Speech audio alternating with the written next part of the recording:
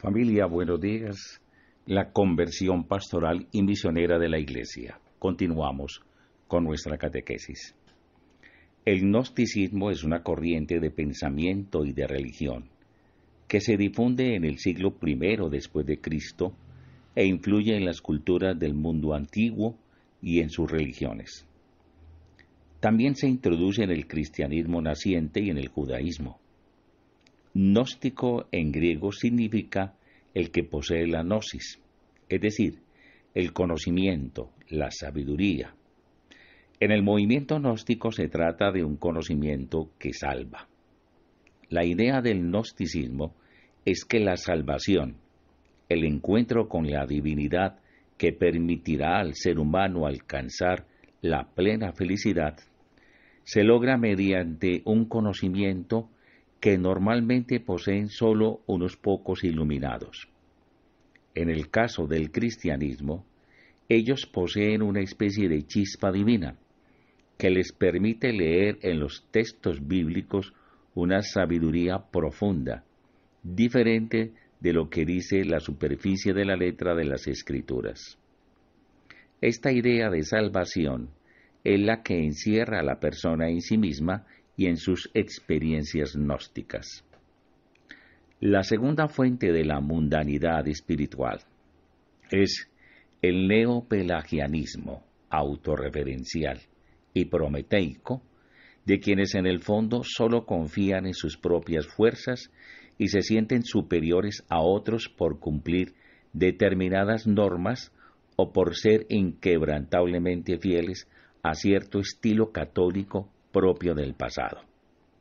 Es una supuesta seguridad doctrinal o disciplinaria que da lugar a un elitismo narcisista y autoritario, donde en lugar de evangelizar, lo que se hace es analizar y clasificar a los demás, y en lugar de facilitar el acceso a la gracia, se gastan las energías en controlar.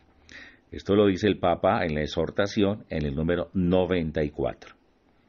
El neopelagianismo es una nueva versión del pelagianismo, que es la doctrina de Pelagio, un monje contemporáneo de San Agustín. Pelagio viene de las Islas Británicas y llega a Roma hacia el año 400, cuando ya el cristianismo ha sido declarado religión oficial del imperio, lo que ha traído como consecuencia que conviene ser cristiano y muchas veces se hacen bautizar para incorporarse a la Iglesia, pero sin tener la fuerte convicción interior propia del que se ha encontrado personalmente con Cristo y se ha convertido. Una primera consecuencia muy notoria es que la moral de muchos cristianos se ha relajado, lo que escandaliza a Pelagio. Por eso insiste en la necesidad de luchar contra el pecado, mientras que Agustín, basado en su propia experiencia de su inútil lucha contra la costumbre de vivir con una mujer con la que no está casado, subraya la fuerza de la gracia de Dios que lo ha salvado. Como suele suceder en las polémicas, las posturas se van endureciendo y alejando una de otra, hasta el punto que parecen oponerse la libertad del ser humano a la gracia de Dios.